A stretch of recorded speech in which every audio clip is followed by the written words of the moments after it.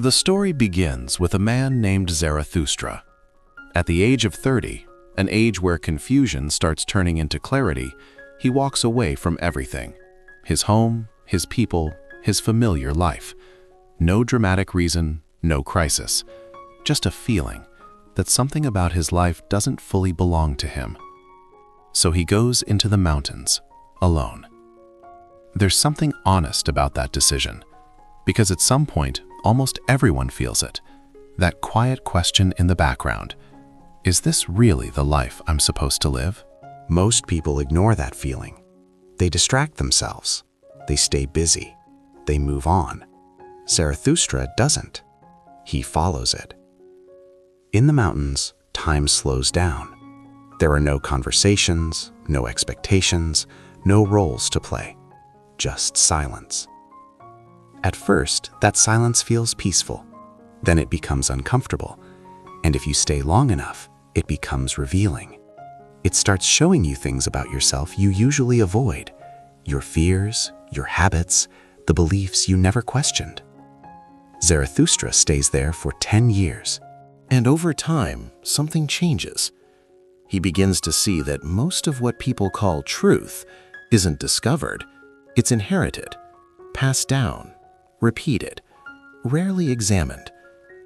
After 10 years, he feels full, not with information, but with understanding. It's like he has gathered too much insight, and now it's too heavy to keep to himself. So he decides to go back. When he returns to people, he expects that what he has realized will matter, that others will feel what he felt. But they don't. He speaks to them about growth, about becoming something more than they are. And instead of listening, they laugh. Not because he's wrong, but because what he's saying feels unnecessary to them. They're comfortable. And that's when Zarathustra realizes something important. People don't always want truth. They want comfort. They want stability. They want things to stay the same. But real growth doesn't happen in comfort. As he continues moving through the world, watching people, talking to them, he starts noticing a pattern. Most people don't really think for themselves. They follow. They copy. They adapt to whatever is around them. It's easy. It's safe. It's accepted. But it comes at a cost. You lose yourself. Zarathustra understands that if someone truly wants to become something more, they can't stay in that state. They have to change at a deeper level. And that change doesn't happen all at once. It happens in stages. He describes this transformation of the human spirit through 3 forms. First, the spirit becomes a camel. The camel is strong. It carries weight. It takes on responsibility without questioning it. This is the stage where a person accepts everything placed on them: rules, expectations, traditions. They say yes to what they're told. Do this, be this, this is right, this is wrong, and they carry it. There's strength in this stage, discipline, endurance. But there's also something missing. The camel is not choosing its path, it's carrying someone else's. And eventually, that weight becomes too much. That's when the second transformation begins. The camel becomes a lion. Now things change. The lion doesn't carry weight, it pushes back against it. This is the stage where a person starts saying no. No to expectations that don't make sense. No to beliefs they never truly accepted. No to living a life that feels borrowed. The lion faces what Nietzsche describes as a kind of invisible force, the voice of authority that says, "You must live this way." And the lion responds with, "No, I won't." This stage is powerful, it's rebellious, it breaks chains. But it's not complete. Because the lion can destroy, but it cannot create. Saying no frees you from what isn't yours, but it doesn't tell you who you are. And that's where the final transformation comes in.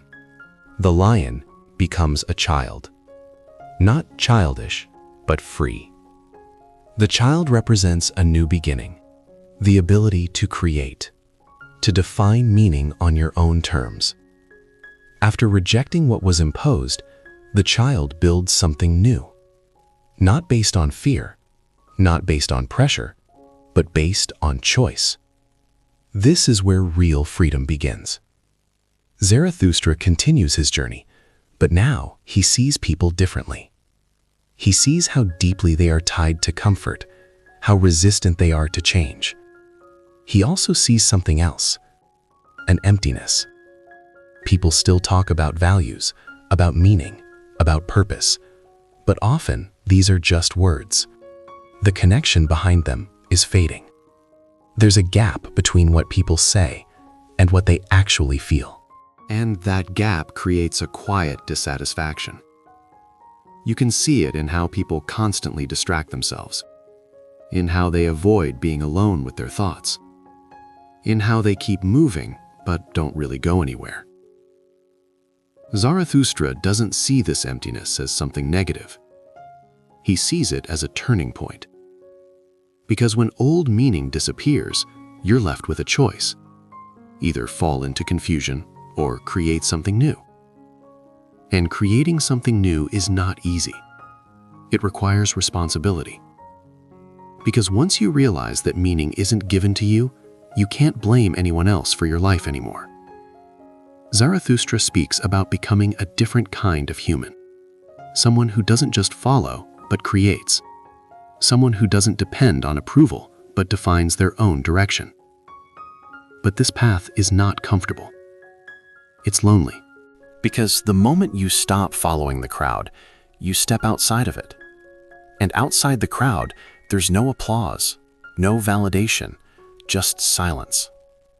Zarathustra feels that loneliness deeply. He is misunderstood, ignored, sometimes even rejected. But he keeps going. Because he understands that growth is not supposed to feel easy. It challenges you. It forces you to question yourself, to face parts of yourself you don't like, to let go of identities that once felt safe. And in that process, it can feel like you're losing yourself. But you're not. You're letting go of what you're not. At one point, Zarathustra reflects on life in a way that changes everything. He imagines that you have to live your life again, exactly the same, every moment, every decision, over and over. The question is simple, but uncomfortable. Would you accept it? Would you be okay living your life exactly as it is, again and again? If the answer is no, then something needs to change. Because the life you are living right now is not temporary in its impact. It's shaping everything that comes next. As the journey continues, Zarathustra becomes quieter, more focused. He stops trying to reach everyone. He understands that not everyone is ready, and that's okay. He speaks to those who are willing to think, who are willing to question, who are willing to step away from comfort. And at the same time, he continues his own growth. Because there is no final version of yourself, no moment where you arrive and stay there. There is only a process. You keep evolving. You keep questioning. You keep becoming. The story doesn't end with a clear conclusion. There's no final answer handed to you. Because that's not the point. The point is to change the way you see your own life. When you step away from this story, it doesn't feel like you finished something. It feels like something has started. A quiet awareness, a question that doesn't leave, a sense that maybe you've been living on autopilot. And somewhere in that silence, Zarathustra is no longer just a character. He becomes a voice. Not one that tells you what to do, but one that keeps asking you, are you living a life that is truly yours, or just a life that was handed to you? So now the real question is, what stage are you in right now? Are you still the camel, carrying everything the world has placed on you? Have you become the lion, breaking free and saying no? Or are you finally the child, creating your own path? Take a moment and be honest with yourself. And if this summary made you think a little deeper, make sure to subscribe to AntiSocietal.